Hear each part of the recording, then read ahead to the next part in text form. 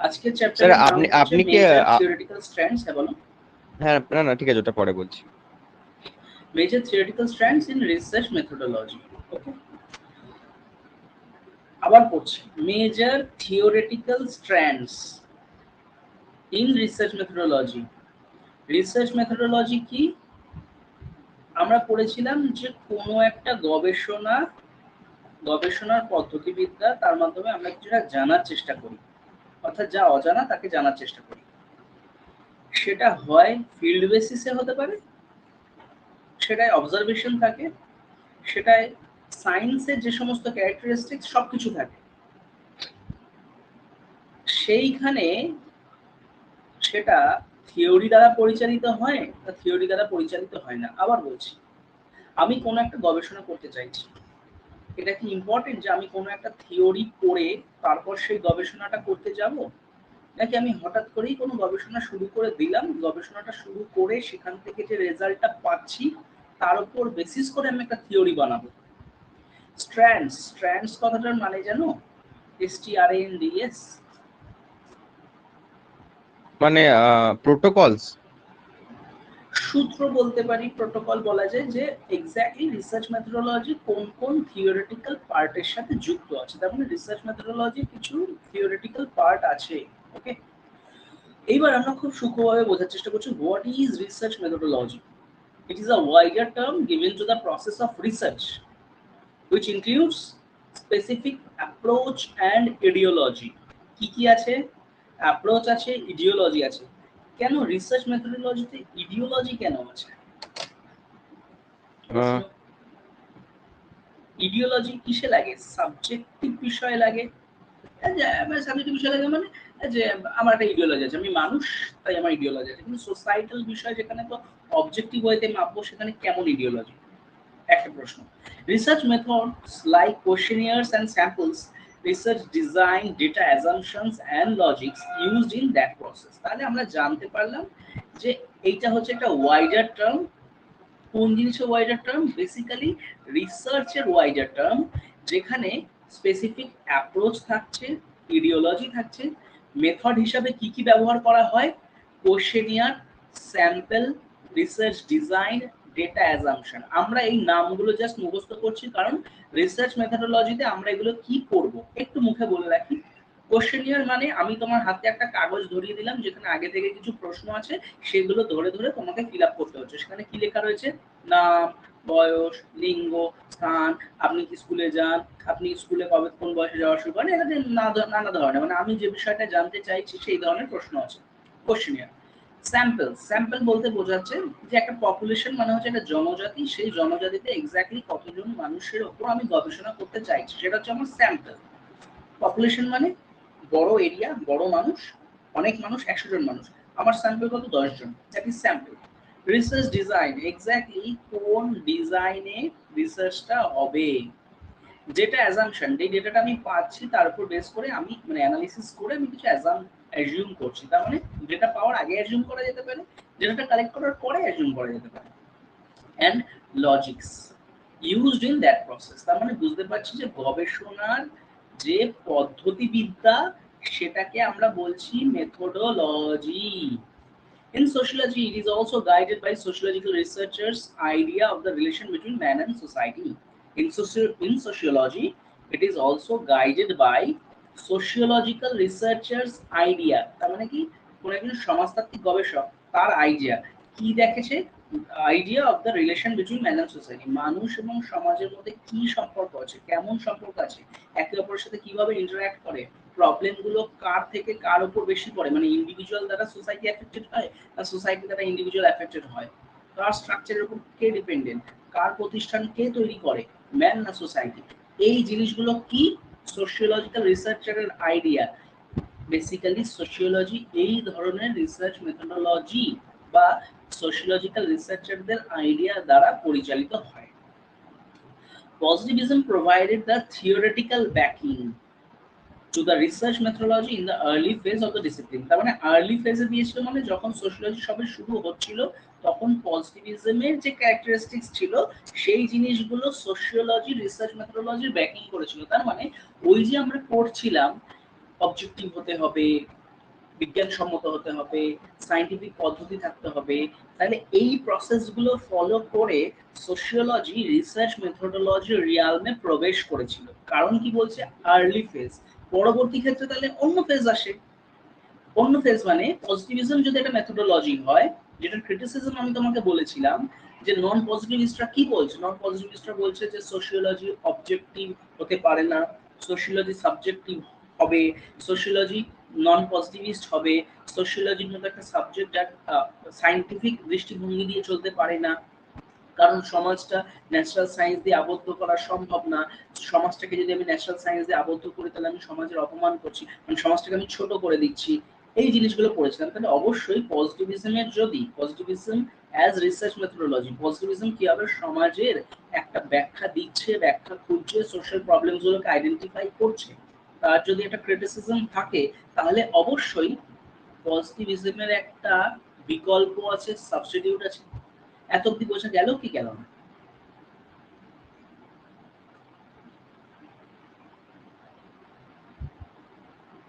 Mute আছে তোমার। হ্যাঁ স্যার, সরি, বলছি এই পজিটিভিজম বিষয়টা একটু বলুন সংক্ষেপে।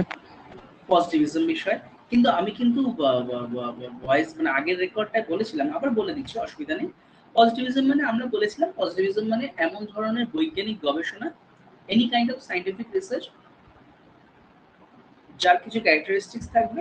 One of them is observation.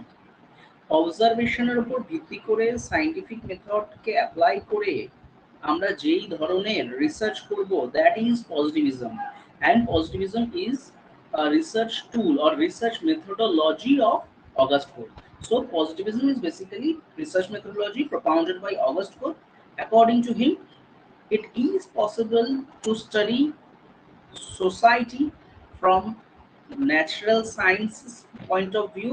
That's why we have to apply observation method. অল্প অল্প মনে পড়ছে? আগের ভিডিওটা হ্যাঁ কিন্তু আমি হ্যাঁ বলেছি, ব্যাখ্যা করেছি, তবু যতবার সমস্যা হবে জিজ্ঞাসা করে নেবে। এগুলো কি হয়, এই যে আমি তোমাকে একবার বললাম তুমি বুঝে গেলে, তুমি বুঝতে পারলে না, প্রশ্ন করলে না, এই বিষয়টা এরকম ভাবে হয় না। বারবার চর্চা করতে করতে করতে আমি বারবার বলবো, তুমি বারবার ভুলবে, তুমি আবার প্রশ্ন করবে, আমি আবার বলবো, এইভাবে মগজে একটা জায়গায় স্থির হয়। ঠিক আছে? এটা এমন না যে না স্যারকে আর জিজ্ঞাসা করবো না, স্যারটা তো বুঝিয়েছিলেন, আবার জিজ্ঞাসা করলে কি করবে। আমি তোমাকে মনে করালাম কেন, কারণ এর আগে যখন তুমি আগের ভিডিওটা দেখবে তখন যাতে তুমি আবার নোট ডাউন করতে পারো যে হ্যাঁ ওটার সাথে এটা লিঙ্ক। ওকে, তার মানে আমরা কি বুঝলাম এই স্লাইডটা থেকে, যে in sociology there are different kind of research methodology except positivism. Positivism বাদ দিয়ে সোশিওলজিতে আরো রিসার্চ মেথোডোলজি আছে। হুম। বেসিক্যালি পজিটিভিজম দ্বারা প্রথম রিসার্চ মেথোডোলজিটা সোশিওলজিতে শুরু হয়েছিল। বলো, কোনো প্রশ্ন করবে? না sir. Later, as time passed, new ideas were added time to time to this theoretical base. So, research methodology is enriched by different researchers like positivist, functionalist, interpretivists, critical, feminist, postmodernist, and so on. তাহলে last লাইনটার মানে বোঝা গেল কেন বললো early ফেজে। Early ফেজে positivism ছিল, মানে যখন তোমার কেউ ছিল না তখন এটা ছিল, পজিটিভিজম ছিল আর্লি ফেজে। তারপরে যখন আরো আরো আরো নতুন আইডিয়া আসতে শুরু করলো তখন কি এলো, functionalism, interpretivism, critical thinking, feminism, post modernism. তার মানে এইগুলো থিওরিটিক্যাল স্ট্র্যান্ডস হ্যাঁ পজিটিভিজম বাদ দিয়ে। Okay. A positivist researcher will depend and learn more towards quantitative techniques, while a non-positivist will depend and lean more towards qualitative method. Sorry, ওটা lean আমি learn করলাম। Okay, কি জিনিস, সায়েন্টিফিক মেথড অ্যাপ্লাই করছে। কে apply করছে? Positivist থিঙ্কার্সরা। Positivist থিঙ্কার্সরা যদি সায়েন্টিফিক মেথড অ্যাপ্লাই করে, that means they are they are accepting quantitative data, they will not accept qualitative data. তারা কোয়ালিটেটিভ ডেটা অ্যাকসেপ্ট করবে না, তার কারণ তারা বিজ্ঞান সবসময় সংখ্যা বোঝে, স্ট্যাটিস্টিক্স বোঝে, ডেটা বোঝে নিউমেরিক্যাল ওয়েতে।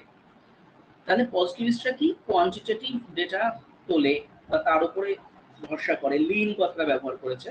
আর নন পজিটিভিস্ট কেন? কারণ নন পজিটিভিস্ট তো বলছেই যে সায়েন্টিফিক ওয়েতে সোসাইটিকে স্টাডি করা যাবে না। সায়েন্টিফিক ওয়েতে স্টাডি করা যাবে না মানে কোয়ান্টিটেটিভ ওয়েতে মানুষকে মাপতে পারবে না। আমি এক্সাম্পল হিসেবে বলেছিলাম আমি কতটা ভালো আছি, আমি হ্যাঁ। কতটা আনন্দে আছি, এগুলো তুমি সংখ্যা দিয়ে মেপে দেখাও।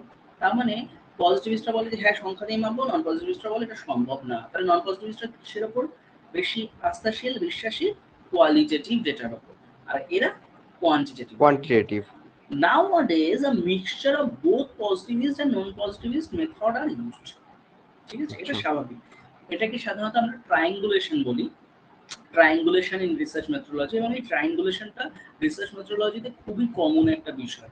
এটা হতেই থাকে যে সবসময় সোশ্যালজিস্টরা না বিভিন্ন বিভিন্ন ফেজে, বিভিন্ন স্টেপে, বিভিন্ন স্টেজে নানান ধরনের মেথড, টুল ইউজ করতে থাকে। এই যে আমি নানান ধরনের টুল ইউজ করছি ডেটাটাকে এক্সট্রাক্ট করার জন্য, that is known as triangulation. এইবার আমি অ্যাপ্রোচগুলো আস্তে আস্তে দেখে নেব। দেখো, একদিকে বলছে মাইক্রো, একদিকে বলছে ম্যাক্রো। ম্যাক্রোর জায়গায় প্রথমেই লেখা আছে পজিটিভিস্ট, ম্যাক্রোর জায়গায় প্রথমে লেখা পজিটিভিস্ট, তার নিচে ফাংশনালিজম, তার নিচে কনফ্লিক্ট, আর মাইক্রোর নিচে ইন্টারপ্রিটেটিভ, সিম্বলিক, এথনিক। তাহলে আমরা স্বাভাবিকভাবে এটুকু বুঝতে পারছি ম্যাক্রো মানে যেটা সোসাইটি অ্যাজ আ হোল, সোসাইটির ওপর বেশি জোর দেবে। মাইক্রো মানে যেটা ইন্ডিভিজুয়ালের মাধ্যমে সোসাইটিটাকে স্টাডি করার চেষ্টা করবে। ম্যাক্রোর মধ্যে পজিটিভিজম পড়ছে মানে ম্যাক্রো কিভাবে স্টাডি করছে as a whole, from scientific point of view. They want to study the society from scientific point of view, macro. আরো আছে ম্যাক্রোর মধ্যে ফাংশনালিজম, সেও সমাজ দেখবে। আরো আছে কনফ্লিক্ট, সেও সমাজ দেখবে। মাইক্রো কি দেখবে? সেহেতু নামই মাইক্রো, মানুষের বিহেভিয়ার, মানুষের থিঙ্কিং, মানুষের ইন্টারপ্রিটেশন, ইন্ডিভিজুয়ালকে দেখবে। ওকে,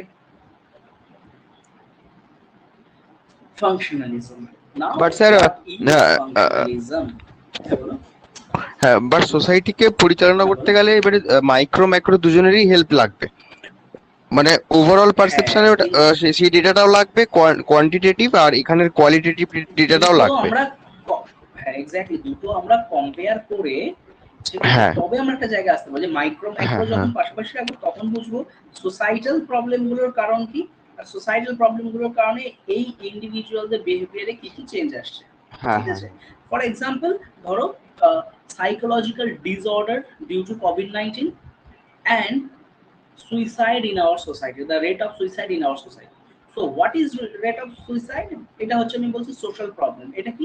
এটা হচ্ছে ম্যাক্রো জিনিস। মাইক্রো জিনিস কি? Psychological disorder of individual due to lack of solidarity, due to lack of interaction, ETC. তাহলে এই যে ল্যাক অফ ইন্টারাকশন, তার জন্য তার অ্যাটিটিউডে যে চেঞ্জগুলো, that is micro thing. and the suicide as a whole is a social problem, and it's a macro thing. That's micro, that's macro. হয়ে গেল। তাহলে দেখো পজিটিভিজমের ঠিক পরেই বললাম আমরা ফাংশনালিজম। এবার দেখে নিই তো ফাংশনালিজমটা কি, একটু দেখে নিই যে এরপরে আমরা কি কি পড়বো। জাস্ট হেডলাইন গুলো। Functionalism, functional perspective. Functional perspective আন্ডারে কে কে পড়ছে? রবার্ট নর্টন পড়ে, পার্সন পড়ে। ফাংশনালের অ্যাসপেক্ট রয়েছে, ফাংশনালিজমের ক্রিটিসিজম, তারপর কনফ্লিক্ট পার্সপেক্টিভ ঢুকে যাচ্ছে। কনফ্লিক্ট পার্সপেক্টিভের বিষয়ে কি বলা রয়েছে? নিউ কনফ্লিক্ট পার্সপেক্টিভ, এটা কার্ল মার্কসের পরে এসেছে। ক্রিটিসিজম অফ কনফ্লিক্ট পার্সপেক্টিভ, তার মানে এত অবধি রয়েছে আমাদের কনফ্লিক্ট পার্সপেক্টিভ অবধি। তাহলে এত অবধি যদি আমাদের কনফ্লিক্ট পার্সপেক্টিভ অবধি থাকে তাহলে আমরা কি কভার করছি? এটাই বেসিক্যালি ম্যাক্রোটা আজকে আমরা কভার করছি। বোঝা গেল? কেন পজিটিভিজমটা আমি আগের ভিডিওটায় কভার করেছি। পজিটিভিজমের ক্রিটিসিজম এবং পজিটিভিজমের আন্ডারে কি কি পড়ে সব ওখানে কভার করা আছে। যেখানে আমি বলছি সায়েন্টিফিক মেথড সব ওইটা পজিটিভিজমের আন্ডারে পড়ছে, সেই কারণে এখানে শুধু আমরা দুটো জিনিস পড়ছি, কি? Functionalism, conflict. ওকে, আমি ফার্স্টে তোমাকে ফাংশনালিজমটা বোঝাবো, তারপর আমরা রিড করব। ঠিক আছে? What is functionalism? What is functionalism যদি আমি বলি তাহলে আমাকে ফার্স্টেই বলতে হবে according to functionalist what is functional, what is functional. Function কথাটার মানে তুমি জানো? না। সাধারণত দেখবে পাড়ায় শীতকাল হলে একটা ফাংশন হয়, সেই হ্যাঁ না, ফাংশন, মানে it's a party of get together. হ্যাঁ। আর আমরা যদি সিস্টেমের হিসাবে বিচার করি, ঠিক আছে, যে মোবাইলটা আমার ফাংশন করছে না, বলি মোবাইলটা ফাংশন করছে না, বা ইন্টারনাল কোনো অর্গানের ফাংশনের প্রবলেম হচ্ছে, তার মানে ক্রিয়াটা ঠিকভাবে করছে না, তার কাজটা, ওকে। অ্যাকর্ডিং টু ফাংশনালিস্ট, তারা সোসাইটিটাকে দেখে society as a whole. They believe that society is consist of various parts. সমাজ বিভিন্ন পার্টের দ্বারা তৈরি। তুমি কখনো মৌমাছির মৌচাক দেখেছো? মৌচাকটা কিরকম দেখতে হয়? অনেকটা পঞ্চভুজের মতো। হ্যাঁ। সে পঞ্চভুজের মধ্যে ছোট ছোট ছোট ছোট ছোট ছোট খোপ থাকে, কোনো একটা খোপে রানী মৌমাছি থাকে, রাইট? সমাজটা অনেকটা এই মৌমাছির চাকের মতো দেখতে। এই ছোট ছোট যে ঘরগুলো, এই ছোট ছোট ঘরগুলো হচ্ছে পার্ট অফ দ্যাট সোসাইটি। এই পার্টগুলো আছে বলেই এই সিস্টেমটা পুরো বজায় থাকে। যদি কোনো একটা পার্ট নষ্ট হয়ে যায়, ভেঙে যায়, তাহলে অন্যান্য পার্টরা চলে আসবে এই পার্টটাকে ঠিক করার জন্য। আবার বলছি, society is a system. What kind of system? Consists of various parts. অনেকগুলো পার্ট দ্বারা গঠিত একটা সিস্টেম, যেই সিস্টেমটা পার্টের উপর ডিপেন্ড করে চলে। তাই কোনো একটা পার্ট যদি খারাপ হয়ে যায়, অন্যান্য পার্টরা সেটাকে ঠিক করতে চলে আসে। কেন? কারণ একটা পার্ট যদি নষ্ট হয়ে যায়, সমাজটা ভেঙে পড়ার চান্স থাকে। তার মানে কি, এর যে সিস্টেমটা, এর সিস্টেম উইল ব্রেক ডাউন। এই সিস্টেমটা যাতে না ভাঙে, সবসময় সবাই অ্যাওয়্যার থাকে পার্টগুলো যাতে ঠিকঠাক ভাবে কাজ করে। অর্থাৎ their main concern is functioning of that system. Their main concern is functioning of that system, and that is functional theory.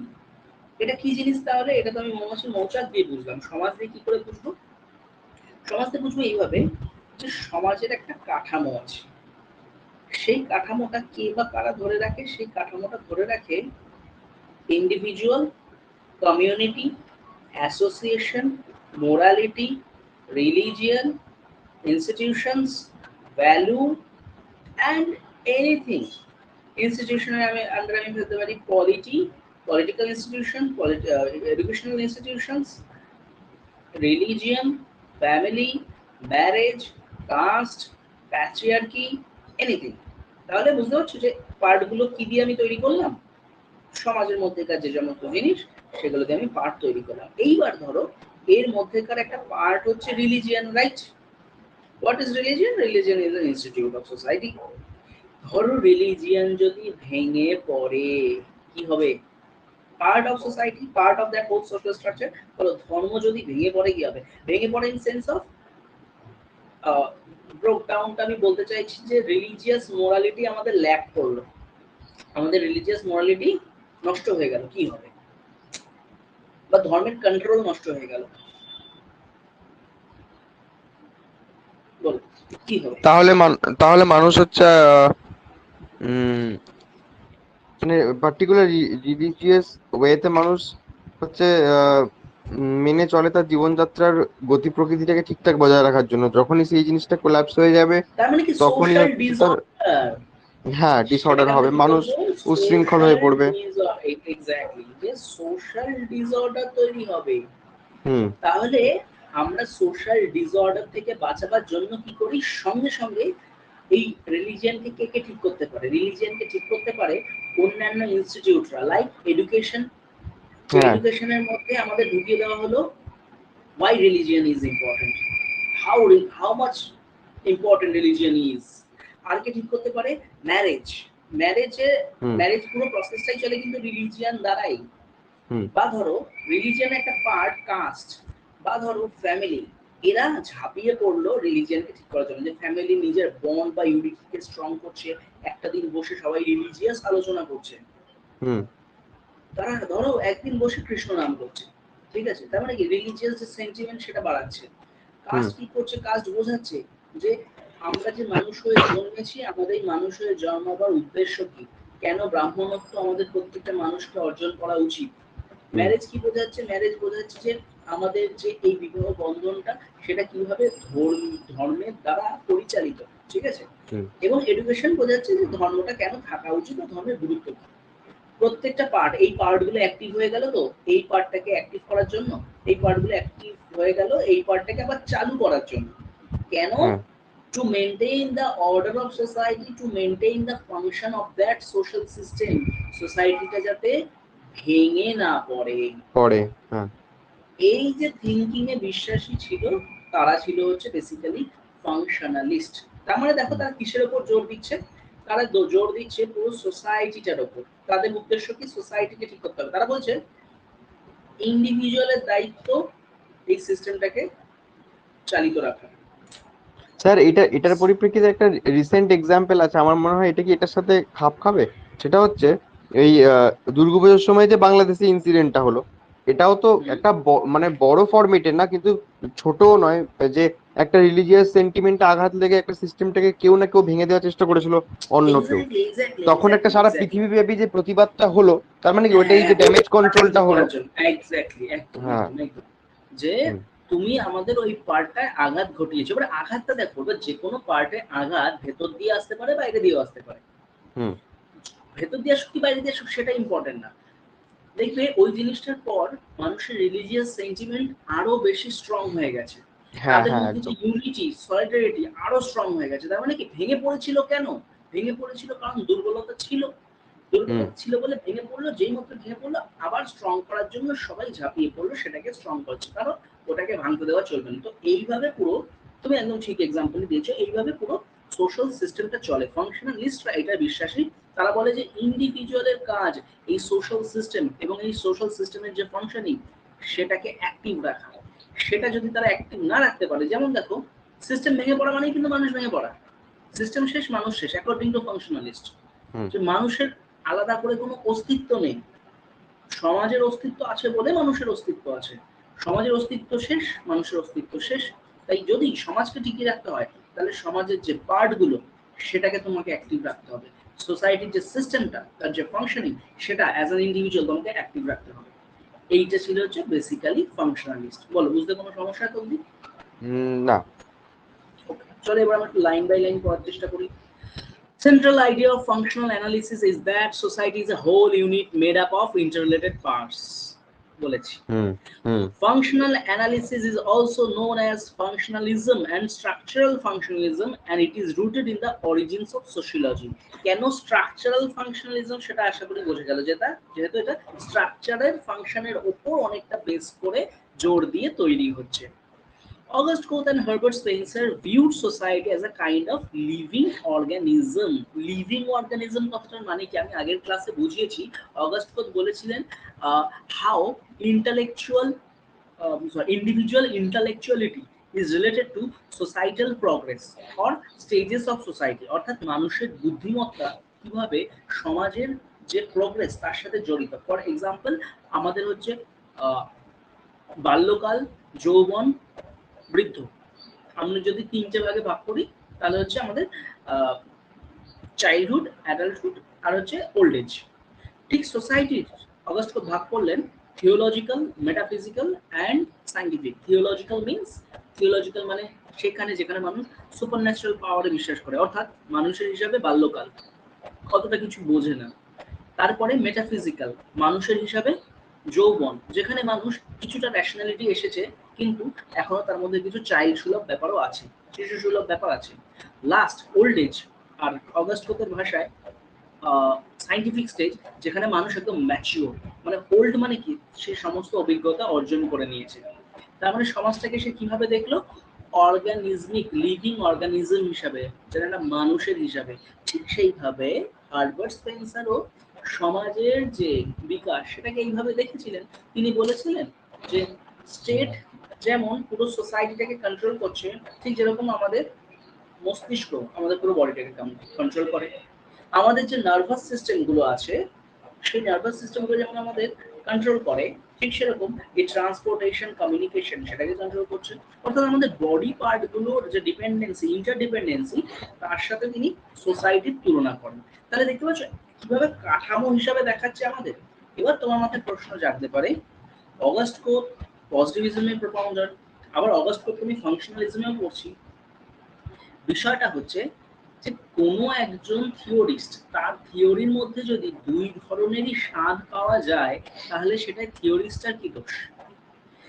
August Comte as an social thinker, as an social theorist, তিনি research methodology হিসাবে পজিটিভিজমের কথা বলেছিলেন, কিন্তু কোথাও না কোথাও তার থিওরিগুলো একটু ফাংশনাল দিকেও অ্যাঙ্গেল করে। ফাংশনাল দিকে মানে উনি পুরো function as a whole, society as a whole হিসাবে দেখানোর চেষ্টা করেছিলেন, ব্যাখ্যা করার চেষ্টা করেছিলেন। এই কারণে অগাস্ট কোটকে আমরা পজিটিভিজমেও পাবো, অগাস্ট কোটকে আমরা ফাংশনালিজমেও পাবো। Just as a person or animal have organs which function together for smooth running, so does the society, its parts must work together. আমাদের বডি পার্ট গুলো একসাথে কাজ করে বলেই কিন্তু আমরা বেঁচে আছি। ফর এক্সাম্পল, আমার হাতে মশা বসেছে, আমি একটা কাজ করছি, আমার হাতে মশা বসেছে, আমি জানতে পারি কি করে আমার হাতে মশা বসেছে? নার্ভাস আমার সিস্টেম অ্যাক্টিভ আছে। নার্ভাস সিস্টেম আমার মস্তিষ্ককে জানাচ্ছে, মস্তিষ্ক আমার অর্ডার পাঠাচ্ছে, এই অর্ডারটা ও মিশন অ্যাকমপ্লিশড। এই যে স্পেসিফিক ফাংশনটা পুরো সিস্টেমের পার্টগুলোর যে ইন্টার রিলেশন, সেটাই সোসাইটিতে হয়, just as person or animal. Okay. Human beings and animals have organs which perform their jobs for the smooth functioning of the body. The same way, the different parts of the society should work together for harmony. কেন harmony? এইটা খুব important. Harmony in sense of কিভাবে বিষয়টা চালনা করছে। নাহলে harmony মানে আমরা জানি ঐক্য, ঠিক আছে? তো সোসাইটির ক্ষেত্রে ঐক্য, যে তুমি যদি সোসাইটাল রুলসে চলো তাহলে হারমোনি থাকবে। আর যদি বডির ক্ষেত্রে ধরি, যে যদি আমি যেই যেই কাজগুলো করার কথা প্রত্যেকটা পার্ট, সেই পার্টগুলো কাজগুলো যদি করে, তাহলে বডিটা জীবিত থাকবে। কোনো একটা পার্ট কাজ করা বন্ধ করে দেবে, ধরো হার্ট একদিন মনে করলো দূর কি আমি রক্ত এদিক ওদিক পাঠাতে থাকি, আজকে ধুকপুক ধুকপুক করতে থাকি, ল্যাপটপ করতে থাকি, আজকে আমি একটু ঘুমাই, ব্যাস কাজ শেষ, ঠিক আছে? হার্ট ঘুমালে আমরা ঘুমিয়ে পড়বো যে কোনো পার্ট, আমরা যে বলি মাল্টি অর্গান ফেইলিয়ার, এই জিনিস একসাথে অনেকগুলো পার্ট কাজ করা বন্ধ করে দিয়েছে। একটা পার্ট যখন কাজ করা বন্ধ করে, হার্ট যদি কাজ করা বন্ধ করে, তাহলে বাদ বাকি পার্টের ক্ষমতা নেই যে হার্টের কাজটা করতে পারবে। বাট অন্তত তারা একটা ব্যাকআপ সাপোর্ট দেওয়ার চেষ্টা করে, ইচ্ছে করে হোক, যে কিছু সিমটম দিচ্ছে বাইরের মানুষদেরকে। তো ঠিক সেইভাবেই সোসাইটাল হারমোনি বজায় রাখার জন্য প্রত্যেকটা পার্টের একসাথে কাজ করা খুব জরুরি। বডির ক্ষেত্রে এই হারমোনিটা না থাকলে বডি শুয়ে পড়বে, সোসাইটির ক্ষেত্রে না থাকলে সোসাইটি ভেঙে পড়বে। Emil Durkheim was also of the view that society is made up of many parts and each part has its own function. তাহলে আমরা তিনজনের নাম কি কি পেলাম আপাতত? August Comte, Herbert Spencer, Emile Durkheim. When all the parts fulfill their function, society is at a normal state. Otherwise, the society is in an abnormal or pathological state. ঠিক আছে? ফাংশন ঠিকঠাক হচ্ছে মানে ঠিক আছে, নরমাল। ফাংশন হচ্ছে না মানে abnormal. Functionalists look at both structure, how the parts of a society fit together to make the whole, and function, how each part does and it contributes to society. ব্যাপারটা বোঝো, আমি একে দেখিয়ে দিচ্ছি।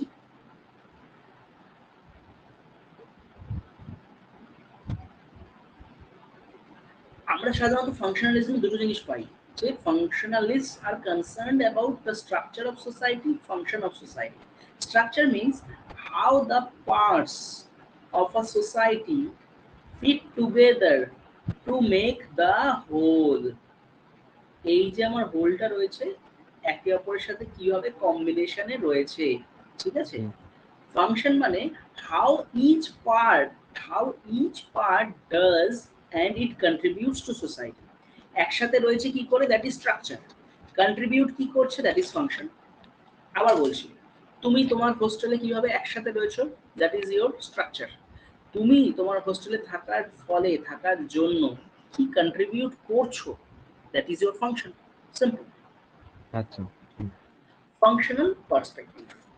Functionalists believe that society is held together by social consensus. Consensus কথার বাংলা হচ্ছে মত ঐক্য।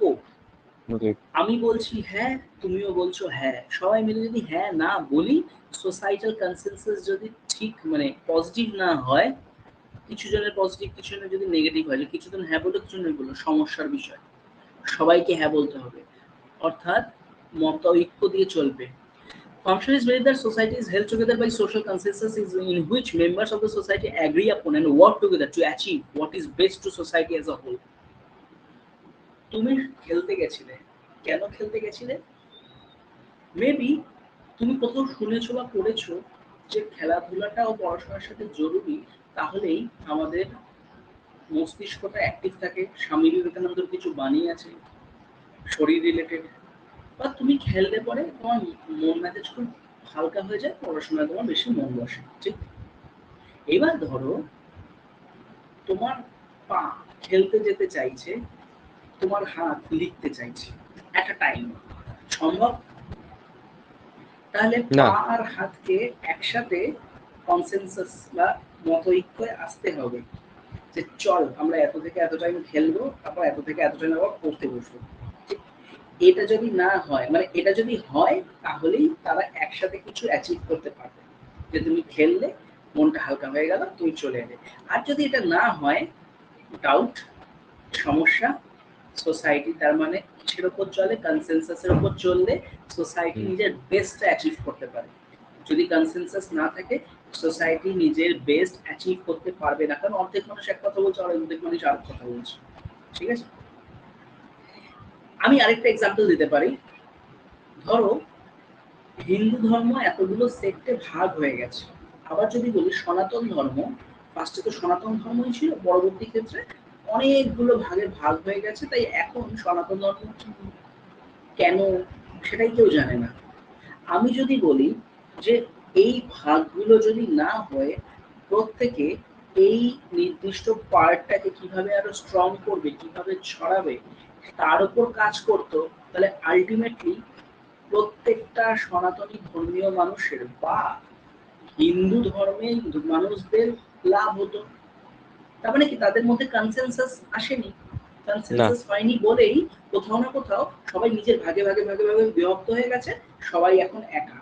তাই ওই যে achievement, goal achievement, work together to achieve something as a whole, এটা সম্ভব হয়নি।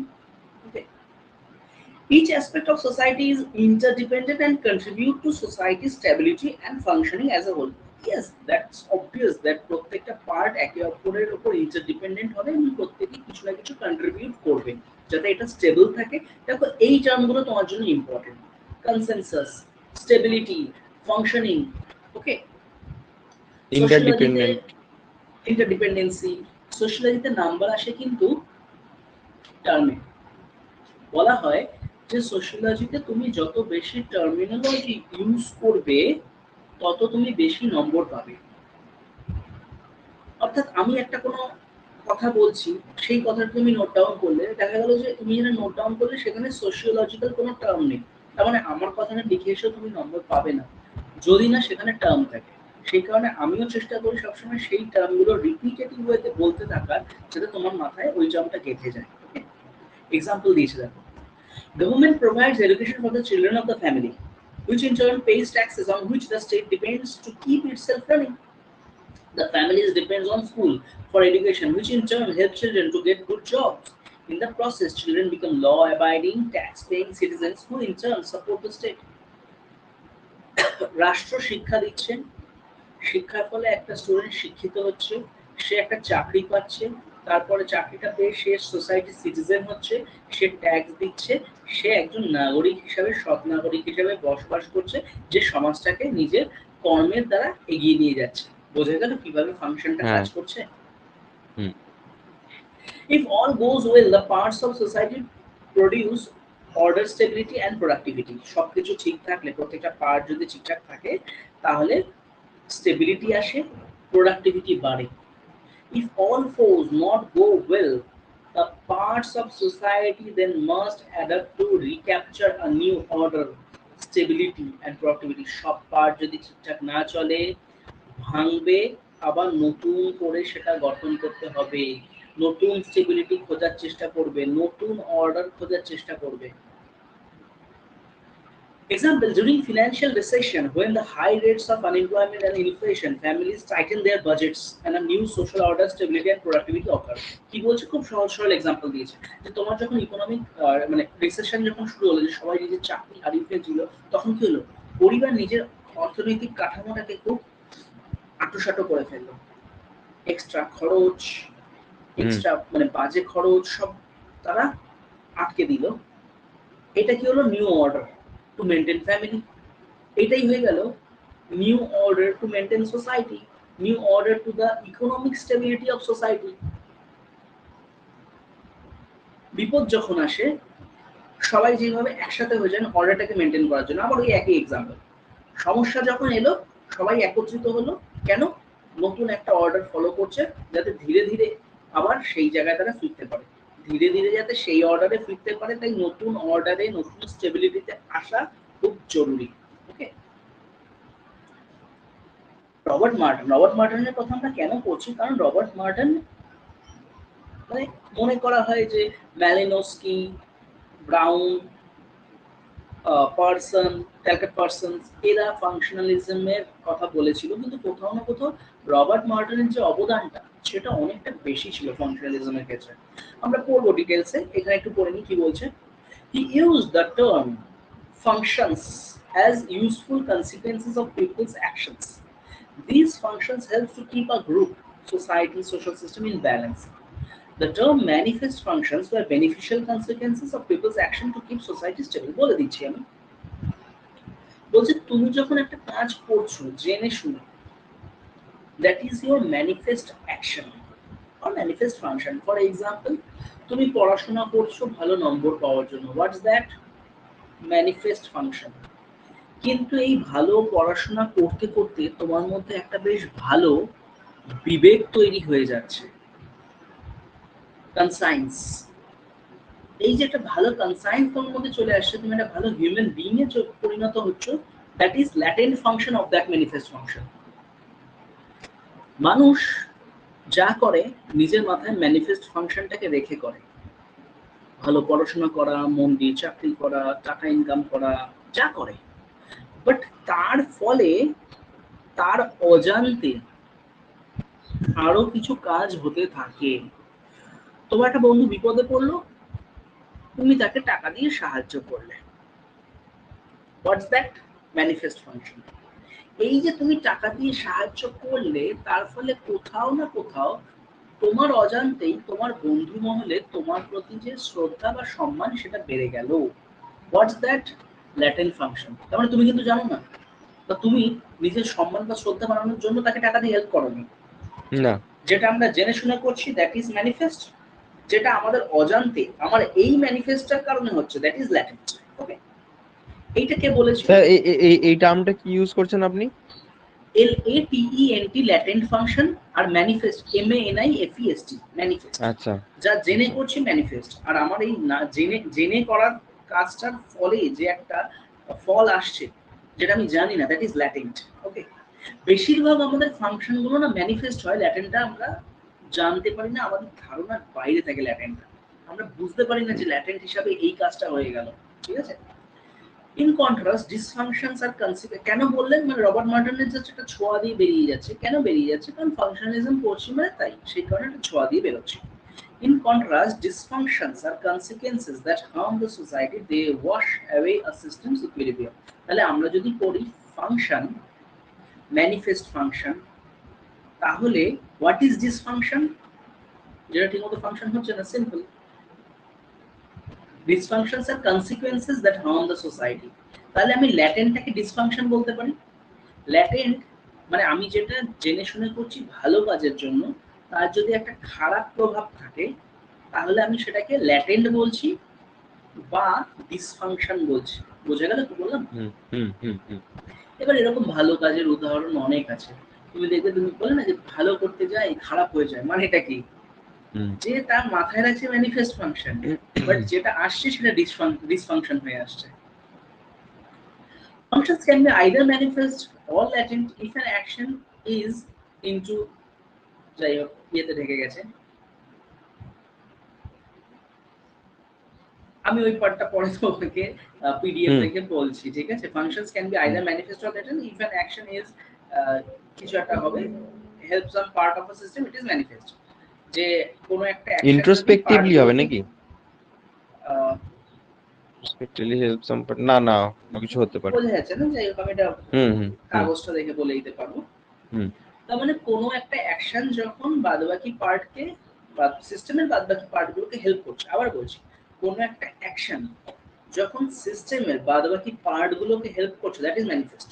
Example, hypothetical scene, the government officials are worried about low rate of childbirth, so they decide to give incentives in cash form for every child born to a married couple.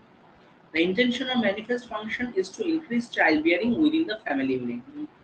মানে ব্যাপক example, child birth কম দেখে government অফিসিয়ালরা ঠিক করলো যে চলো এদের আমি incentive দিই, যে সন্তান জন্মালেই মাকে এবং বাবাকে একটা নির্দিষ্ট ইনসেন্টিভ দেওয়া হয় যাতে এরা আরো আরো সন্তান নিতে আগ্রহী হয়।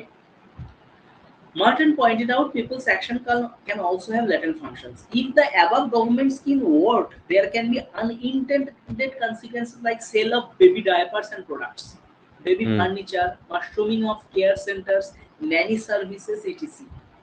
Benefits of businesses were not intended, but they are latent function of that bonus scheme. বা এটাও হতে পারে যে মানুষ বাচ্চা জন্ম দেওয়া শুরু করলো সরকার থেকে টাকাটা জাস্ট আদায় করার জন্য। এই যে একটা বিজনেস বুম করলো, সরকারের মাথায় তো এটা ছিল না, তারা জানে যে আমাকে চাইল্ড বার্থ বাড়াতে হবে, ওটা কি ম্যানিফেস্ট। আর এগুলো যে হলো ল্যাটেন্ট।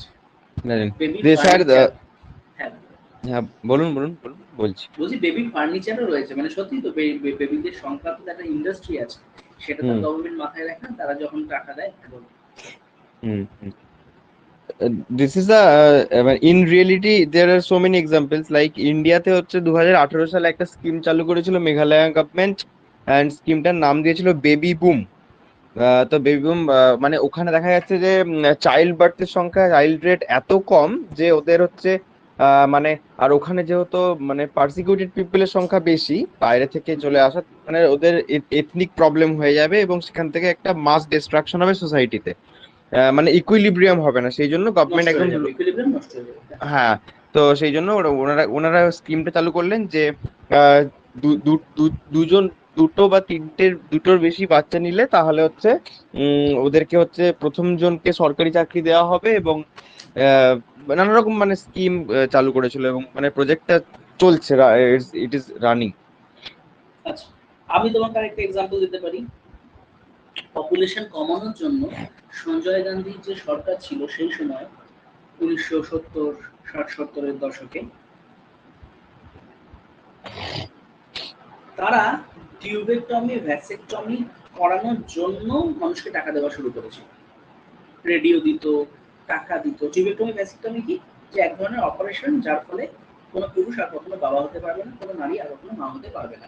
কেন শুরু করেছিল এটা? পপুলেশনটাকে কন্ট্রোল করার জন্য। এটা ছিল হচ্ছে ম্যানিফেস্ট ইন্টেনশন। কি manifest intention? Population control. Latent হিসাবে কি হলো না, ল্যাটেন্ট হিসাবে যেটা হলো সেটা হচ্ছে যে মানুষ নিজের মানে মানুষ সন্তান জন্ম দেওয়া আরো বাড়িয়ে দিল। কেন? তারা মনে করলো না আমাকে যদি ধরে বেঁধে অপারেশনটা করিয়ে দেয় তাহলে তো আমার আর সন্তান হবে না, তাই যতদিন অপারেশনটা না হচ্ছে যত সম্ভব সন্তান আমি নিতে পারি নি। ঠিক আছে, তো এরকম অনেক এক্সাম্পল আছে। মানে সাধারণত গভর্নমেন্ট পলিসিগুলো ম্যানিফেস্ট ইন্টেনশনকে মাথায় রেখে নেওয়া হয়, পরবর্তী ক্ষেত্রে তার একটা ল্যাটেন্ট বেরিয়ে যায়। Human actions can also hurt the system because such consequences are usually unintended. যেটা বলছিলাম, Morton called them latent dysfunction. Let's assume the government failed to specify a stopping point with regard to the bonus system. To collect more and more bonus, some people would keep on having children. যেটা বললাম যে bonus পাওয়ার জন্য আরো আরো আরো বাচ্চা নিচ্ছে। আগের এক্সাম্পলটারই continuity.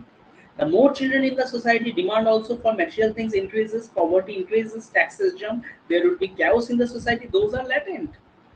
This is because the latent dysfunction has harmed the social system. First line টা দেখো, human actions can also hurt the system because such consequences are usually unintended.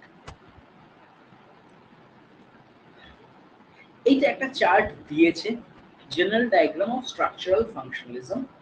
R general diagram দেখো এখানে কোন জিনিসটার দ্বারা কি এফেক্ট করছে, কার সাথে কি রিলেশন, সবটাই মোটামুটি দেওয়া রয়েছে। যদি এর হাফও দিয়ে আসো, এঁকে আসো, তাহলেও হবে। পুরোটাই যে তোমাকে এঁকে আসতে হবে, কিন্তু যতটা আগবে বুঝে আসবে, সহজ আছে যদি মন দিয়ে দেখো। দেখো রেস অ্যান্ড এথনিসিটি প্রভাব দিয়েছে ফ্যামিলির উপর, ফ্যামিলির প্রভাব দিয়েছে কালচার আর রিলিজিয়ানের উপর, রিলিজিয়ানের প্রভাব দিয়েছে দেখো এডুকেশনের উপর, লয়ের প্রভাব দিয়েছে ইন্ডাস্ট্রি, পলিটিক্স, ইকোনমি, এনভায়রনমেন্টের উপর। যদি মাথায় রাখতে পারো, একদম ফ্রেশ মাথা নিয়ে বসবে, দেখবে দারুণভাবে রিলেশনগুলো দিয়েছে। বলছি স্যার, ফাংশনালিজমের উপরে যে কোনো কোশ্চেন আসলে কি এটাকে অ্যাপ্লাই করা যেতে পারে? পার্টিকুলার কিছু কোশ্চেন আছে?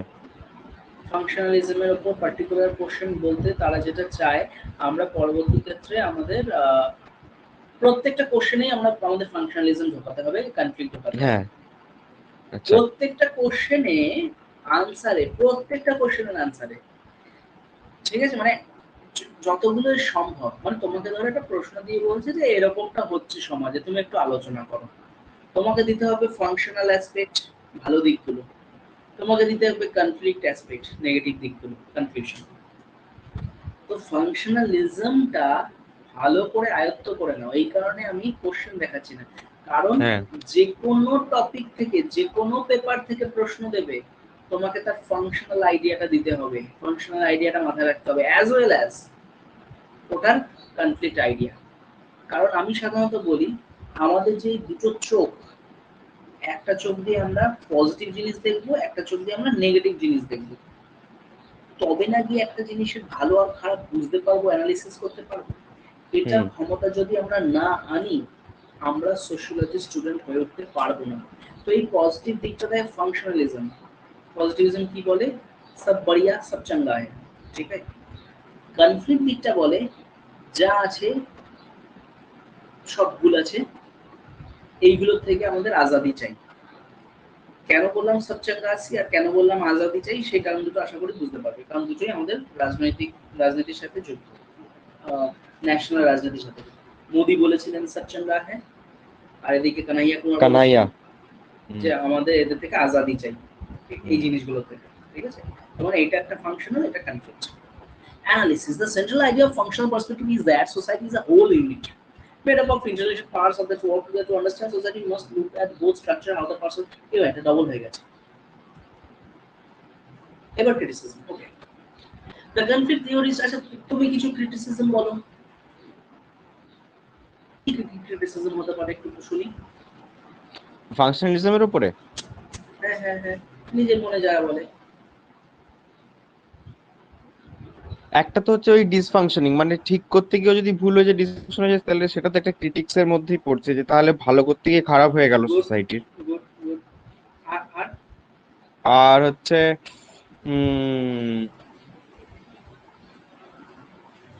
অনেক ক্ষেত্রে ফাংশনালিজমটা যেটা মানে অ্যাপ্লাই করা হয় সোসাইটির উপরে, সেটা কি সবটাই কি এভিডেন্স বেসড নাকি অনেকটা অ্যাজাম্পশনের উপরেও করা হয়? বুঝলাম লাস্ট পার্টটা, মানে এভিডেন্স বেসডটা বলছি। মানে কোন একটা মানে সোশিওলজিস্টের থিঙ্কিং এর থটস নিয়ে গভর্নমেন্ট বা স্টেট যে সোসাইটির মানে ফাংশনটাকে চালানোর জন্য যেটা করছেন, সেটা সব ক্ষেত্রেই কি অ্যাপ্রোপ্রিয়েট? গভর্নমেন্ট যা মনে করছে, মানে ইন্ডিভিজুয়ালের কথা শোনা হচ্ছে না, যে গভর্নমেন্ট মনে করছে যে যেভাবে আমাকে সিস্টেমটা রান করতে হবে, একটা স্টেট মনে করছে যেভাবে আমাকে সিস্টেমটা রান করলে বেস্ট রান হবে সেইভাবে। যেমন ধরো একটা প্রিস্ট যেভাবে মনে করে যে রিলিজিয়নটাকে আমি এইভাবে চালাবো, সে কি আর জনগণকে জিজ্ঞাসা করে যে হে জনগণ তুমি বলো যে আমার ধর্মটাকে আমি কিভাবে চালাই, এরকম ভাবে। ওকে চলো। The conflict theories regard the functionalist approach as utopian in nature. Utopian মানে কাল্পনিক, কল্পনায় আছে, বাস্তব হয়ে তা সম্ভব নয়। That is known as utopian. Approach as utopian in nature and emphasize the need to study conflict in systems in the stratification as a universal phenomena. তারা বলছে, কারা বলছে? কনফ্লিক্ট থিওরিস্টরা বলছে। কি বলছে? যে তুমি সমাজে শুধু সলিডারিটি, কনসেনসাস, ইউনিটি এগুলো দেখছো। সোসাইটিতে যেমন কোঅপারেশন আছে, সোসাইটিতে সেরকম কম্পিটিশন আছে। সোসাইটিতে যেমন ইউনিটি আছে, সোসাইটিতে যেমন কনফ্লিক্ট আছে। সোসাইটিতে যেমন সিমিলারিটি আছে, সোসাইটিতে যেমন ডিসিমিলারিটি, মতের অমিল আছে। তো তুমি শুধু সমাজের ভালো দিকগুলো কেন দেখছো, খারাপ দিকও দেখো। কে বলছে? হ্যাঁ functional theory, sorry, conflict theories. দেখো লেখা রয়েছে the conflict theorists. Conflict theories say that all societies are characterized by some degree of constraint, disagreement, uncertainty, control dysfunction and coercion. দেখো প্রত্যেকটা আমরা যে টার্মগুলো পড়লাম তার উল্টো কথা। কনস্ট্রেন্ট মানে বাধা, ডিসএগ্রিমেন্ট মানে মতের অমিল, আনসার্টেনিটি মানে কখন কি হয়, কন্ট্রোল ডিসফাংশন মানে যে কন্ট্রোল সে কন্ট্রোল করতে পারছে না, এন্ড কোয়ারশন, কোয়ারশন মানে হচ্ছে কোনো ধরনের প্রেশার বা চাপ বা প্রভাব that can not be ignored. দেখো এতক্ষণ আমরা যেই যে টার্মগুলো পড়ে এলাম প্রত্যেকটা টার্মের উল্টো টার্ম কে বলছে? ফাংশনালিস্টরা বলছে। Conflict theorists are of the view that conflict leads to stability and consensus in society. Conflict theorists কি বলছে? ফাংশনালিস্টরা বলছে যে সমাজের ঐক্য বজায় রাখতে হবে। কনফ্লিক্ট থিওরিস্ট বলছে সব ভেঙে দাও, সব ভেঙে আচ্ছা দাও, বিপ্লব হোক, সব ধ্বংস হয়ে যাক, দ্বন্দ্ব হোক, মানুষের মধ্যে দ্বন্দ্ব হোক, তার ফলে তারপরে নতুন করে সব শুরু হবে। খুব ছোট্ট একটা এক্সাম্পল দিচ্ছি। একটা গার্লফ্রেন্ড একটা বয়ফ্রেন্ড রোজ ঝগড়া করে, ঠিক আছে? বলছে যে একটা গার্লফ্রেন্ড একটা বয়ফ্রেন্ড যারা রোজ ঝগড়া করে, একটা গার্লফ্রেন্ড একটা বয়ফ্রেন্ড যারা ঝগড়াই করে না। যারা ঝগড়া করে না তারা কেন করে না? তারা জানে যে না, এই রিলেশনটা আমাকে ভালো রাখতে হবে। সেই কারণে তারা সবসময় নিজেদের মধ্যে ইচ্ছা না থাকলেও কনসেনসাস আনে, ইচ্ছা না থাকলেও ইউনিটি আনে, যাতে তাদের রিলেশনটা ভেঙে না পড়ে। হুম উল্টো দিকে একটা গার্লফ্রেন্ড বয়ফ্রেন্ড তারা সবসময় ঝগড়া করে। কেন ঝগড়া করে? তার কারণ তারা জানে আমার মতের সাথে ওর মত মিলছে না, আইদার আমরা সেটা মিটিয়ে নেবো, নইলে এর সাথে আমার ব্রেকআপ হলে হোক, আমার কিছু যায় আসে না। হুম ছোট করে বলা হয় যে যদি তোমার কাউকে পছন্দ না হয় এবং তোমাকে জোর জবরদস্তি তার হ্যাঁ সাথে হ্যাঁ মেলাতে হয়, তাকে বলে দাও যে তোমার সেটা পছন্দ না। হয় সে বুঝবে এবং তোমার মতের সাথে সে মত দেবে, নইলে তার সাথে তোমার সম্পর্ক নষ্ট হয়ে যাবে। এই যে সম্পর্ক নষ্ট হচ্ছে, that is a good thing. একটা গেলে নতুন আসবে। হুম সোসাইটি কিভাবে চলে? ভেঙে পড়ার পর কি সোসাইটি ভেঙেই পড়ে থাকে না? যতগুলো রেভলিউশন হয়েছে, আমরা ইন্ডাস্ট্রিয়াল রেভলিউশন পড়েছি, ফ্রেঞ্চ রেভলিউশন পড়েছি, সোসাইটি তো ভেঙে পড়ে থাকেনি। ফিউডাল সিস্টেম চলে গেল, ফিউডাল সিস্টেম ভেঙে পড়লো, তারপরে কি ইন্ডাস্ট্রি আসেনি? ফ্রেঞ্চ রেভলিউশন হলো, ফ্রেঞ্চ রেভলিউশনের পরে কি মানে মোনার্কিটা ভেঙে গিয়ে নতুন সমাজ তৈরি হয়নি? তো এরা বলে কনফ্লিক্ট ইজ গুড। এরা কনফ্লিক্টের ফাংশনাল অ্যাঙ্গেল দেখে, কনফ্লিক্টের ফাংশনাল অ্যাঙ্গেল, বুঝতে পারছো? হুম কেন? কারণ conflict leads to stability and consensus. ওরা বলে ফাংশনালিজমের মধ্যে কনসেনসাস চাই টু মেনটেন দ্য সিস্টেম। এরা বলে conflict leads to stability and consensus in society. যে কনফ্লিক্ট করো তার ফলে কনসেনসাস আসবে। যেমন ধরো স্কুলে মারামারি লাগলো, section C section B. Section C এর ছেলেদের নিজেদের মধ্যে এতটা ইউনিটি ছিল না, কারণ হুম নিজেরাই নিজেদের মধ্যে ঝামেলা করতো। সেকশন সি এর ছেলেরা নিজেদের মধ্যে ঝামেলা করতো, কিন্তু যখন সেকশন বি এর সাথে ঝামেলা লাগলো, সেকশন সি এর ছেলেরা একসাথে হয়ে গেল। কনফ্লিক্টের ফলে ফাংশনাল হলো তো। বি এর হুম সাথে ঝামেলা, কিন্তু সি রা তো একসাথে হলো। আবার ক্লাস 6 এর সাথে ক্লাস 7 এর ঝামেলা লেগে গেল, তখন কে এ কে বি কে সি সব ভুলে যাবে, ক্লাস 6 একসাথে, ক্লাস 7 একসাথে। দেখো কনফ্লিক্টের আগে কি সুন্দর ইউনিটি চলে আসছে নিজেদের মধ্যে। আবার 6-7 ভুলে যাওয়া, এক স্কুলের সাথে আরেক স্কুলের ঝামেলা লাগলো, তখন কে 6 কে 7 সবাই ভুলে যাবে, সবার নিজেদের মধ্যে কনসেনসাস চলে আসবে অ্যাজ আ স্কুল। তো এইভাবে সাধারণত কনফ্লিক্টের ফলেও কিন্তু স্টেবিলিটি আসে, কনসেনসাস আসে। ক্রিটিসিজম হচ্ছে এগুলো, যে ফাংশনালিস্টরা এই জিনিসগুলো দেখে না, তারা কনফ্লিক্টকে ভয় পায়।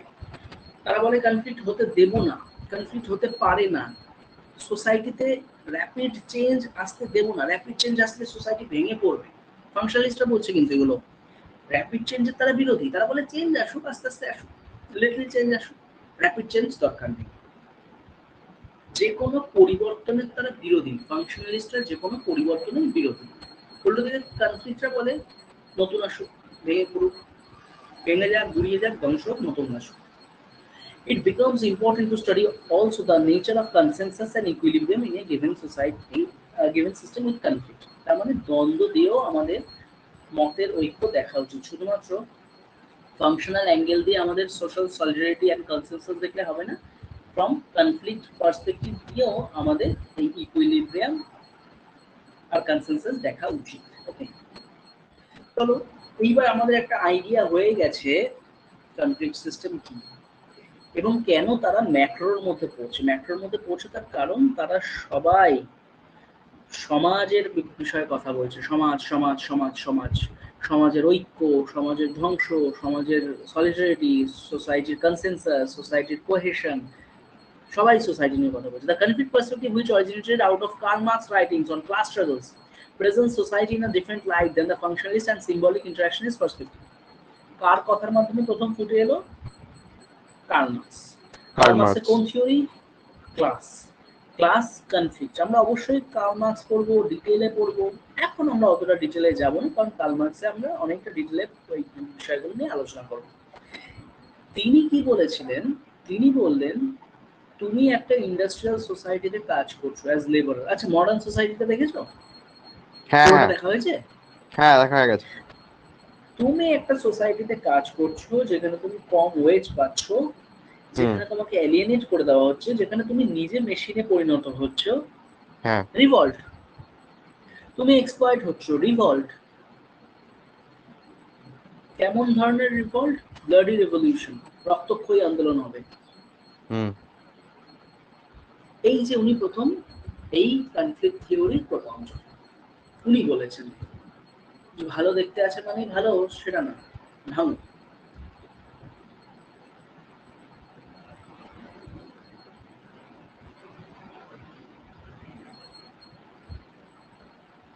Okay. Functionalist and interactionist focus on the positive aspect of society that contribute to its stability, whereas conflict theorist focuses on negative, conflicted and ever-changing nature of society. They find social conflict between any groups in which the potential for inequality exists, racial, gender, religious, political, economic and so on. বুঝতে পারছো? যেখানে যেখানে কোনো রকম এরা ইনইকুয়ালিটির গন্ধ পায়, এক্সপ্লয়টেশনের গন্ধ পায়, মতের অনৈক্যের গন্ধ পায়, মানে কনসেনসাস নেই যেখানে, সেখানেই কিন্তু এরা কনফ্লিক্ট খোঁজে। দেখো এবার সব জায়গাতেই কনফ্লিক্ট আছে। রেসে কনফ্লিক্ট আছে, বিভিন্ন ধরনের যতগুলো রেস আছে, তুমি কালা আমি গোরা। জেন্ডারে আছে, তুমি মেল আমি ফিমেল। রিলিজিয়ানে আছে, তুমি হিন্দু আমি মুসলিম। পলিটিক্সে আছে, তুমি লিবারেল আমি অর্থোডক্স। ইকোনমিক্সে আছে, ইকোনমিকে আছে, আর তুমি বড়লোক আমি গরিব। তার মানে প্রত্যেক জায়গায় ও কনফ্লিক্টের গন্ধ দেখতে পাচ্ছি। এবার কনফ্লিক্টে কি হবে? কনফ্লিক্ট যদি হয় তাহলে আমরা এমন একটা জায়গায় আসবো যেখানে তুমিও ইকুয়াল আমিও ইকুয়াল। এর উদ্দেশ্য কিন্তু ইকুয়ালিটি। এই যে কনসেনসাস বলছে, আসলে কনফ্লিক্ট পার্সপেক্টিভের উদ্দেশ্য ইকুয়ালিটি। সেই কারণেই এই ঝামেলার কথা বলছে। ঝামেলা হওয়ার পর দুজনে একটা লেভেলে আসে। কে ঝামেলাটা করছে? যে অপ্রেস হচ্ছে, যে এক্সপ্লয়েটেড হচ্ছে, যে ডমিনেটেড হচ্ছে, সে করছে, যাতে সে আর অতটা এক্সপ্লয়েট না হয় যতটা সে হচ্ছিল। The unequal groups have conflicting values and agendas, causing them to compete with each other. These constant competition between groups forms the basis for the ever-changing nature of society. বুঝতে পারছো কেন তাহলে ঝামেলাটা হয়? This perspective holds that social order is maintained by domination and power rather than consensus and conformity. তার মানে বক্তব্য কি? যে সোশ্যাল অর্ডারটা কোন রকম কনসেনসাস আর কনফর্মিটির ফলে চলে না। সোশ্যাল অর্ডার চলে ডমিনেশন আর পাওয়ারের ফলে। ডমিনেশন আর পাওয়ারের ফলে যখন একটা সোসাইটি চলে, তখন মানুষ উল্টো দিকে মানে কনফ্লিক্ট করছে। তার কারণ যাতে সোসাইটিতে ইকুয়ালিটি আসার, ইকুয়ালিটি আসার ফলে যাতে সোসাইটিতে কনসেনসাস আসে। ব্যাপারটা বুঝো। ফাংশনালিস্টরা বলছে আগে থেকেই কনসেনসাস আছে, আগে থেকেই কনফর্মিটি আছে। কনফ্লিক্টরা বলছে না, আগে থেকে নেই। সোসাইটির অর্ডার মেনটেন করছে পাওয়ারফুল ব্যক্তিরা, যে ডমিনেট করতে পারে। তাই যারা ডমিনেট করছে তারা যখন আন্দোলন করবে, তখন সোসাইটি একটা ইকুয়াল জায়গায় আসবে, কনসেনসাসে আসবে। Those with wealth and power try to hold on it by means possible, chiefly by suppressing the poor and powerless. This theory has been widely used to explain a wide range of social phenomena, including wars and revolutions, wealth and poverty, discrimination and domestic violence. It ascribes most of the fundamental developments in human history, such as democracy and civil rights, to capitalistic attempts to control the masses rather than to a desire for social order. এই প্যারাটা শুরু থেকে শেষ অবধি লেখা রয়েছে এই conflict theory দিয়ে ultimately সোসাইটির যত প্রবলেম আছে সব ব্যাখ্যা করা যায়, যত ধরনের problem, wealth, poverty, domestic violence, discrimination, সব, কারণ সব জায়গাতেই এই পাওয়ার অ্যান্ড ডমিনেশনের গল্প। Example, legal system use by the wealthy and powerful. তুমি যদি হও সালমান খান, সেদিনই তোমার বেল হয়ে যাবে, সেদিনই কোর্টে রায় শোনানো হবে। ওসব বাদ দাও, দক্ষিণেশ্বরে যখন কোনো মন্ত্রী যায় তার জন্য দ্বার খুলে যায় তো কেন? সে বিশেষ পোশাক পায়। এক্স্যাক্টলি। তার মানে কি, ল, লিগাল সিস্টেম, রিলিজিয়াস সিস্টেম, যে কোনো মানুষ মানে যে কোনো সিস্টেম পাওয়ারফুল মানুষের হয়ে কাজ করে। আমরা বলি যে আইনের চোখে সবাই সমান, ধর্মের চোখে সবাই সমান। কেন ধর্মের চোখে যদি সবাই সমান হয় তাহলে প্রথম প্রসাদটা কোনো সেলিব্রিটি কেন পায়? একটা দ্বার উদ্ঘাটন কেন একটা কোনো মন্ত্রী করে? ধর্মের চোখেও সবাই সমান নয় না। সোসাইটি, হ্যাঁ বলো। আমার একটা উদাহরণ মানে মনে পড়ছে, মানে এটা কি এটার সাথে তুলনা করা যেতে পারে? এই এরকম ভাবে মানে উদাহরণটা দিয়ে ভাবলে তো বিষয়টার বুঝতে সুবিধা হবে। এই ফাংশনালিস্ট আর কনফ্লিক্ট থিওরিস্ট, এরা দুজনে তো ডিফার করছে। তো ফাংশনালিস্ট বলছে যে আগে থেকেই কনসেনসাস বেসিসে বিষয়টা আছে, তাই কোনো প্রবলেম হবে না। আর কনফ্লিক্ট থিওরিরা বলছে যে না, পাওয়ারফুল লোকেরা জোর করে চাপিয়ে দিচ্ছে, তাহলে সেখানে কিসের কনসেনসাস? যেমন উদাহরণস্বরূপ বলা যেতে পারে যে স্বাস্থ্যসাথী প্রকল্প পশ্চিমবঙ্গ সরকার, পশ্চিমবঙ্গের একজন ব্যক্তি, তার কোনো মানে যদি আমি অ্যাজাম্পশন করে নিই যে তার 1,00,000 টাকা পর্যন্ত সে হচ্ছে হেলথ বেনিফিট পাবে, সে এবারে এখানে যে গভর্নমেন্ট সে পাওয়ারের প্রতিপন্ন করার জন্য এবার সে ইগোইস্টিক হয়ে গিয়ে আয়ুষ্মান ভারত স্কিমটাকে ইমপ্লিমেন্ট করলো না। না না, ইমপ্লিমেন্ট করলো না, তাহলে কি হতো? তাহলে হয়তো আমি এক সাধারণ ব্যক্তি, আমার মনে করুন 2,00,000 টাকা লাগবে ট্রিটমেন্ট করতে, আমি 1,00,000 টাকা পেলাম, 1,00,000 টাকা বঞ্চিত হলাম। কিন্তু গভর্নমেন্টের কনসেনসাস ছিল না, তাই তারা কিন্তু করলো না। কিন্তু এইটাই কনফ্লিক্ট থিওরিস্টরা বলছে যে না, এই পাওয়ারটাকে মানে করা যাবে না, যাতে দুজনের কনসেনসাস হবে, এবং কনসেনসাস হয় তাহলে মানুষ আরো বেশি বেনিফিশিয়াল হবে। হ্যাঁ, যে হয় না যে তুই কত দিচ্ছিস, 10 টাকা দিচ্ছিস, তুই 10 টাকা দিতে দাদা আমি তাদের 20 টাকা দেবো। হ্যাঁ, এই যে 20 টাকা দিল লাখ টাকা হলো মানুষের হলো আলটিমেটলি। কিন্তু যদি সেটা পায়, কারণ তুমি জানো যে কালকেই কোর্ট হলফনামা চেয়েছে স্বাস্থ্যসাথীর বিষয়, কারণ কোর্টে তো কেস চলছে হাইকোর্টে যে স্বাস্থ্যসাথী প্রসেসটা চলছে কি করে, কে কে লাভ পেয়েছে, কি খতিয়ান, সব জানতে চেয়েছে। ঠিক আছে? তো এইখানে কিন্তু বিষয়টা আরো ক্লিয়ার হয়ে যাবে যে যেটাকে এতদিন মনে করা হচ্ছিল ফাংশনাল, এটা কি আদেও ফাংশনাল, যে ফাংশন কি হচ্ছে, এটা কি কোনো লাভ আছে? একটা জিনিস মাথায় রাখবে, যে ক্ষমতায় থাকে সে বলে সব ঠিক আছে, আর যে বিরোধীতে থাকে সে বলে সব খারাপ আছে। তুমি যদি পশ্চিমবঙ্গের হিসাবে দেখো, পশ্চিমবঙ্গের যে রুলিং পার্টি সে বলবে পশ্চিমবঙ্গের সব ঠিক আছে, বাইরে খারাপ। আবার বাইরের যে রুলিং পার্টি সে বলবে আমার দেশে সব ঠিক আছে। যেমন ত্রিপুরায় গিয়ে ওয়েস্ট বেঙ্গল গভর্নমেন্টের রুলিং পার্টির যারা মেম্বার তারা বলছে এখানে কোনো আইন শৃঙ্খলা নেই, কিন্তু তারা বলছে কি পশ্চিমবঙ্গে আইন শৃঙ্খলা আছে। ঠিক আছে? তার মানে যে রুলিং পার্টিতে থাকবে সে ফাংশনালিজমের কথা কেন বলবে? কারণ ফাংশনালিজমের কথা যদি সে না বলে তাহলে তো কনফ্লিক্ট চলে আসবে, আর কনফ্লিক্ট আসলে সোসাইটিটা নতুন অর্ডারে সাজানো শুরু হয়ে যাবে, আর নতুন অর্ডারে যখন সাজানো শুরু হবে তখন এরা ক্ষমতাচ্যুত হয়ে যাবে। এক্স্যাক্টলি কি বললাম, এরা চেঞ্জের বিরোধী, কারণ সোসাইটির কোন একটা পার্টের সমস্যা হবে, পুরো সোসাইটি ভেঙে পড়বে, নতুন অর্ডারে সাজানো শুরু হয়ে যাবে, এরা তখন বাদ। Conflict theory sees society as a dynamic entity constantly undergoing change as a result of competition over scarce resources. দেখো এক্ষুনি যেটা বললাম, scarce resource আমরা এখানে বলতে পারি পলিটিক্স, scarce resource হতে পারে ইকোনমিক, যে কোনো scarce resource, ওইটাকে পাওয়ার জন্য কম্পিটিশন এন্ড সেটাকে কেন্দ্র করে কনফ্লিক্ট, এবং এটা কনস্ট্যান্ট চেঞ্জের মধ্যে দিয়ে যায়। Society is made up of individuals competing for limited resources like money, power, authority, leisure. Competition over scarce resources at the heart of all social relationships. Groups will compete for power and for who gets what, and some groups always benefit more from social arrangements.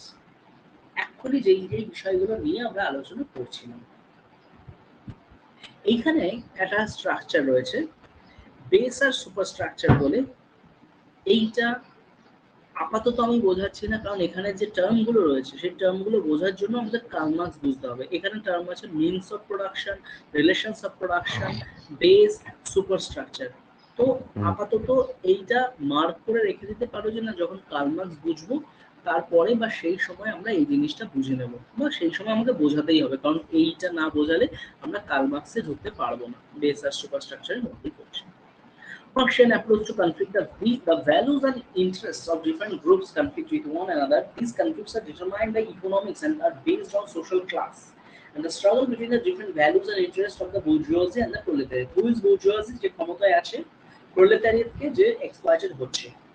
Basically conflict কি রিজনে হয়? Economic রিজনে। Basically conflict কি রিজনে হয়? স্কার্স resource কে dominate করতে পারবে সেই হিসাবে। When these conflicts occur, the dominant groups attempt to force its values and ideology on less powerful groups. ইডিওলজিগুলো চাপিয়ে দেওয়ার চেষ্টা করা হয়।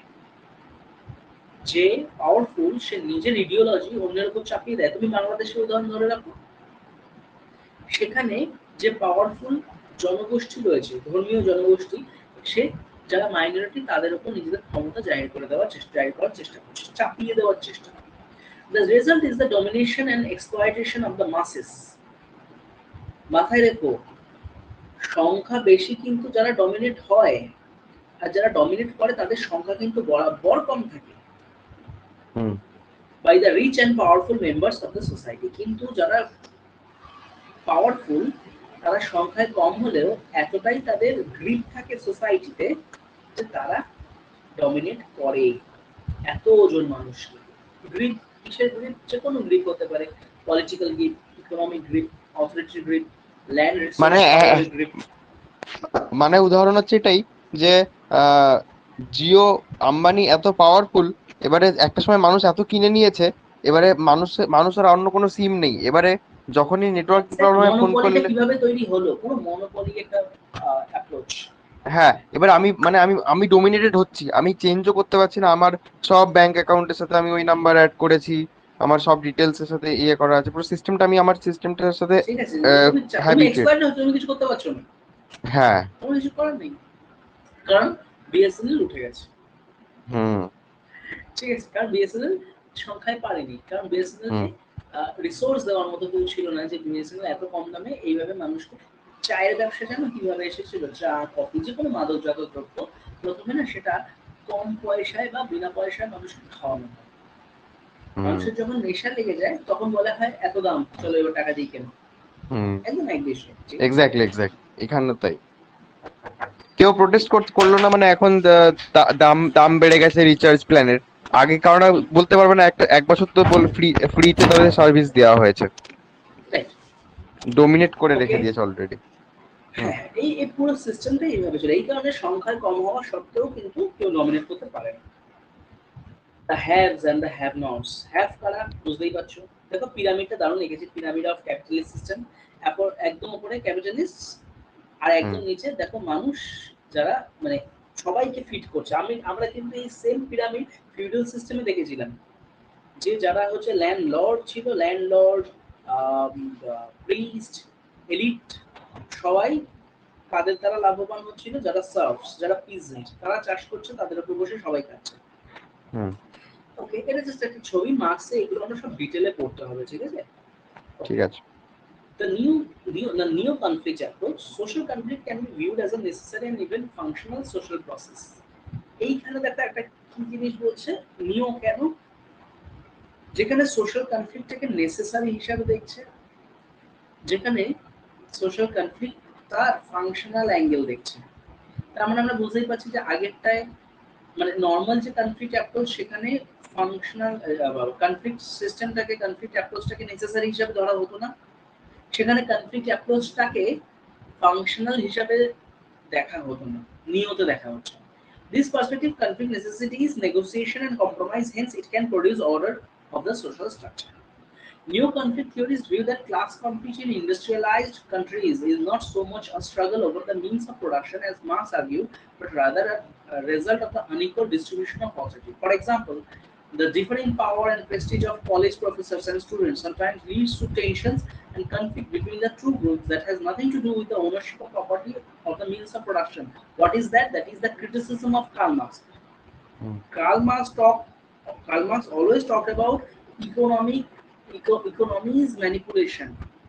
ইকোনমির ওপর কার গ্রিপ থাকবে সেটার ওপর পাওয়ার রিলেশন সেটার ওপর conflict but they are talking about what about the professors in a specific college যাদের আলাদা আলাদা রোল থাকে তারা প্রত্যেকে তো নির্দিষ্ট প্রেস্টিজ এবং পাওয়ারের জন্য একে অপরকে ডমিনেট করার চেষ্টা করে তাহলে সেক্ষেত্রে ইকোনমিটা খাটে না তার মানে নিও ফাংশনালিজম কি নিও ফাংশনালিজম বলছে সবকিছু ইকোনমির জন্য হয় না হুম পাওয়ার প্রেস্টিজ স্ট্যাটাস ক্লাস এগুলোর উপর কার কবজা থাকবে এটার জন্য কনফ্লিক্টটা হয় This version of the conflict can be seen in the work of C. Wright Mills.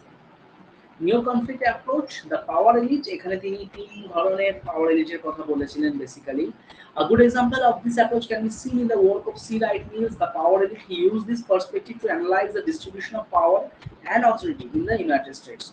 Post-World War II, US society was dominated by powerful military, hmm industrial, and political elite that shaped foreign and domestic policy for the benefit of the wealthy and powerful class. তার মানে তিনি পাওয়ার elite বলতে কাদের কথা বললেন যাদের হাতে পাওয়ার আছে military industrial political দেখো মিলিটারির হাতে পাওয়ার আছে মিলিটারির হাতে তো ইকোনমি নেই তাহলে সে না সে রাজ করছে কি করে তার মানে কার্ল মার্কস ভুল কার্ল মার্কস সবকিছু ইকোনমি দেখানোর চেষ্টা করছিল ইকোনমিক কারণে সব হচ্ছে His approach focused on historical and structural analysis of class conflict.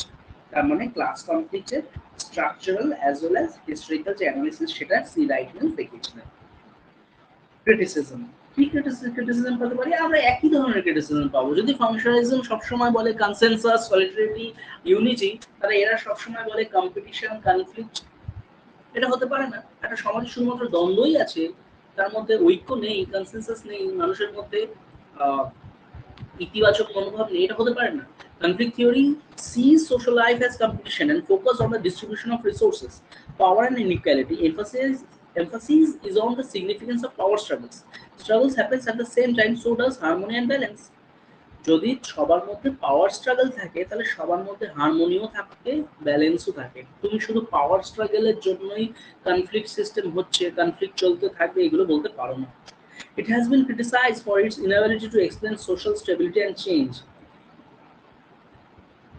ফাংশনালিস্টরা কি বলেছিল সোশ্যাল স্ট্যাটিক্স এর কথা সোশ্যাল স্টেবিলিটির কথা এরা কি বলছে সোশ্যাল চেঞ্জের কথা ডায়নামিক অ্যাঙ্গেলের কথা